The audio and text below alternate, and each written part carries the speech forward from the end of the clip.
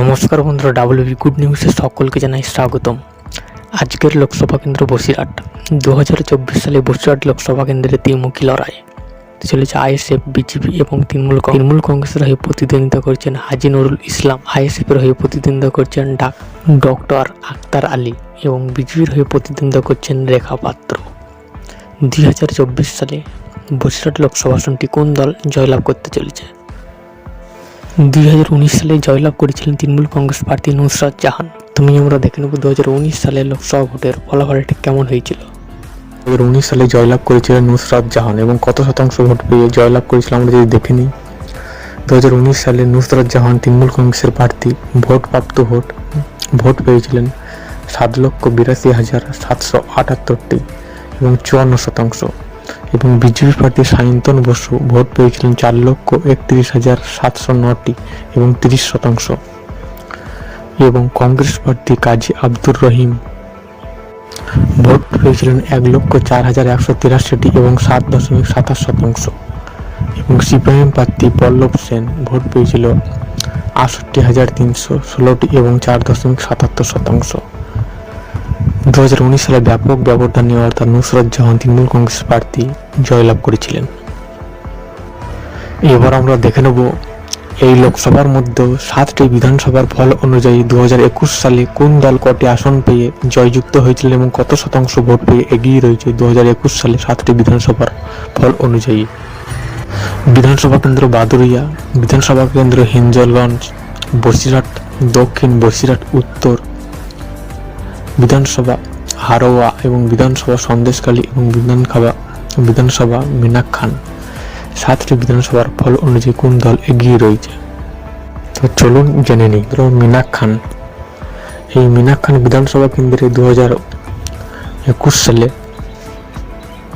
তৃণমূল কংগ্রেসের প্রার্থী উষা রানী মণ্ডল 1,24,500 ভোট পেয়েছিলেন এবং জয়লাভ করেছিলেন। এবং দ্বিতীয় স্থানে ছিলেন বিজেপি প্রার্থী প্রাপ্ত ভোট 53,365টি এবং পরাজিত হয়েছিলেন। এবং 44,935টি ভোট পেয়েছিলেন সিপিআইএম প্রার্থী জোটের প্রার্থী। পরবর্তী বিধানসভা কেন্দ্র সন্দেশখালী বিধানসভা থেকে সুকুমার মাহাতো তৃণমূল কংগ্রেসের প্রার্থী ভোট পেয়েছিলেন 1,24,500টি এবং জয়লাভ পেয়েছিলেন। এবং 72,666 ভোটে পরাজিত হয়েছিলেন বিজেপি প্রার্থী। এবং আইএসএফ প্রার্থী এই আসনে আইএসএফ প্রার্থী দিয়েছিল এবং আইএসএফ প্রার্থী ভোট পেয়েছিল 14,236টি এবং পরাজিত হয়েছিলেন।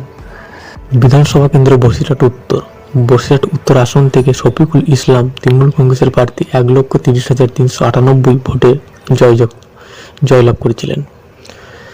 এবং 47,505টি ভোট পেয়ে পরাজিত হয়েছিলেন বিজেপি প্রার্থী।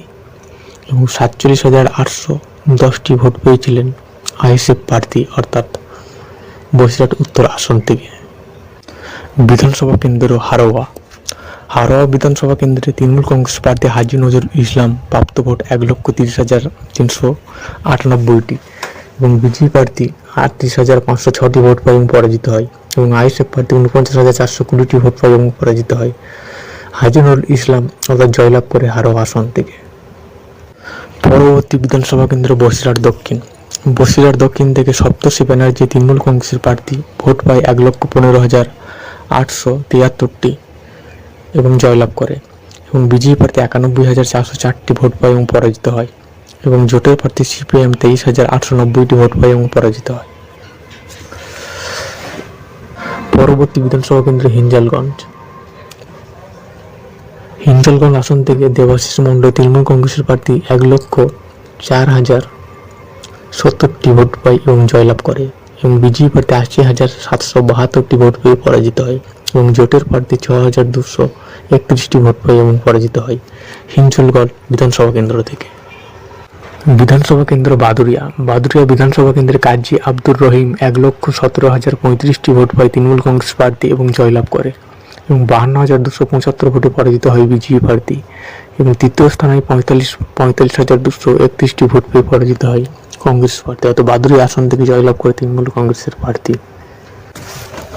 2021 সালে 7টি বিধানসভা আসনই দখল করে তৃণমূল কংগ্রেস এই প্রায় 2 লক্ষর বেশি ভোটে এগিয়ে রয়েছে বিধানসভার ফল অনুযায়ী।